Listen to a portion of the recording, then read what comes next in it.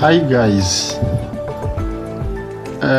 nishimiye kongera kubana namwe kuri iyi video. Nongeye kugaruka mbazaniye akandi kantu k'ubwenge mugomba gusobanukirwa.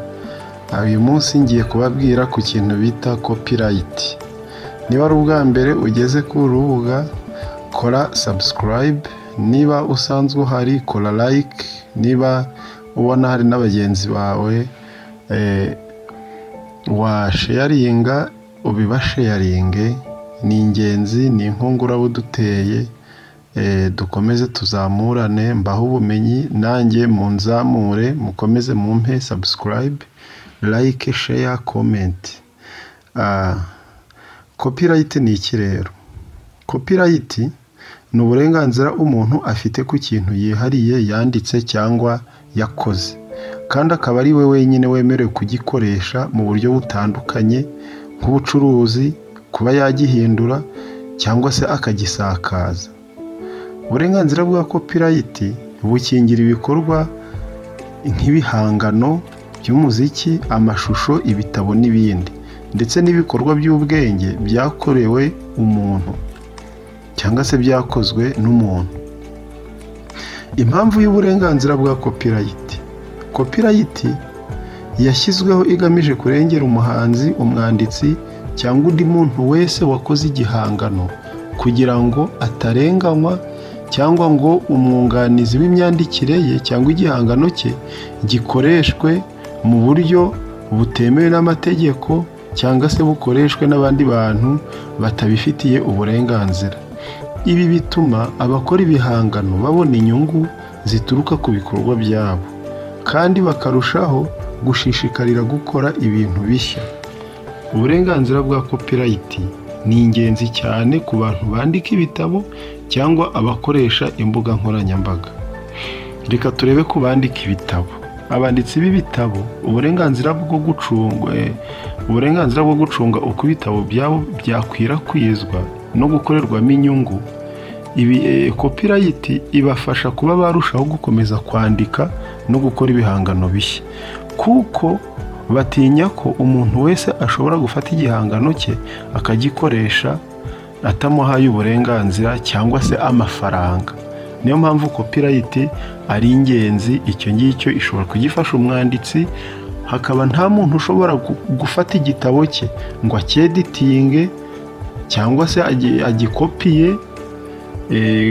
Muzajya mubibona mu bitabo kuri ariya mapaje abanza avuga ngo uburenganzira bw'umwanditsi, bakavuga ati birabujijwe gukora kopi cyangwa se kweditinga cyangwa se utabiherewe uburenganzira n'umwanditsi. Ibyo bintu ku bantu basoma ibitabo, ku gitabo cya mbere kiriya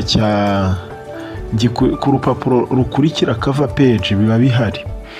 Noneho ku bakoresha imbuga nkoranyambaga, urugero nk'izi za YouTube, hari abantu benshi bakoresha bashyiramo video z'abandi, ugasanga YouTube ikweretse ko donc iguhaye copyright. Video wenda ugasanga ntiwemerewe kwa uploading indi video kubera ko uploadinze video y'abandi, cyangwa se donc uploadinze video mu buryo butemewe n'amategeko. Bayigenzuye, bayicekinze, bagasanga hari undi muntu wapostinze ibintu nk'ibyo. Cyangwa se niba donc ku bantu bakoresha imbuga nkoranyambaga, copyright ifasha abantu kugera ku bakunzi babo no gusakaza ibihangano byabo, ariko birakwiye kumenya ko guhisha cyangwa gukoresha ibikorwa by'abandi bitemewe cyangwa utabiherewe uburenganzira bishobora kuba ikibazo. Ni byiza ko abantu bashyira ibyo bandika cyangwa nk'izi video tuba tuvuga usangiza ku mbuga nkoranyambaga, ukaba wakoze ibintu byawe bwite, niba ari video, niba ari amafoto, niba ari inyandiko, ugatangaza ibitekerezo byawe bwite, cyangwa se ugatangaza ibyo umuntu yaguhereye uburenganzira. Kuko ku mbuga nkoranyambaga ukuntu bigenda, barakuripotinga. Iyo bakuripotinze rero nk'umuntu abonye yuko watangaje ibintu bitari ibyawe akakuripotinga, imbuga nkoranyambaga zihita zigufungira platform yawe. Niba rero ari inkuru cyangwa se amashusho cyangwa imiririmbire, abakoresha imbuga nkoranyambaga bagomba kubaha uburenganzira bw'uwabikoze. Noneho impamvu zo kubaha copyright, icya mbere ni ukubahiriza amategeko. Ibihugu byose byo ku isi biba bifite amategeko bigenderaho, iyo uyarenzeho urabihanirwa. Niyo mpamvu bashyiraho copyright kugira ngo abantu bazubahe ibihangano bya bagenzi babo. Ikindi ni uguteza imbere ibikorwa by'ubuhanzi n'ubwenge.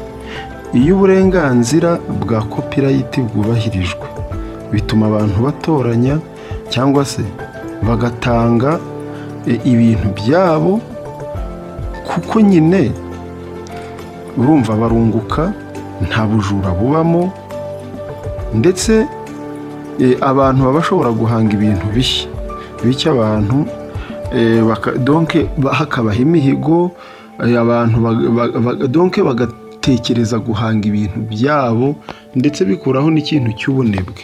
Kuko iyo umuntu azi neza yuko gutangaza ibintu by'abandi bihanirwa, nawe ubwe agira ubushake bwo kuba yashaka ibintu bye. Noneho ikindi ni ugukumira ubujura bw'ibihangano. Murabizi neza yuko ubu ku mbuga nkoranyambaga hateye ikintu cy'ubujura bwa videwo cyangwa se n'ibindi bintu abantu baba batangaje. Ubwo rero copyright ifasha gukumira ubujura bw'ibihangano. Iyo abantu bakoresheje cyangwa basangiza ibihangano batabyemerewe, usanga abahanzi cyangwa abanditsi batabona inyungu ku bikorwa byabo. Bityo igihe umuntu adahabwa uburenganzira, bituma agerwaho n'ingaruka zitari nziza. Iyo ukoze ibintu utahawe uburenganzira, ugatangaza ibintu by'abandi utahawe uburenganzira, bituma ugerwaho n'ingaruka zitari nziza, kandi umwanzuro w'icyo gikorwa ukaba byaba kujya mu butabera, ukaba wafungwa cyangwa ugacibwa amande. Mu ncamake rero, kubaha uburenganzira bwa copyright, donc kubahiriza copyright ni ugushyigikira iterambere ry'ubuhanzi, ubwenge, ndetse no kubahiriza amategeko ariho.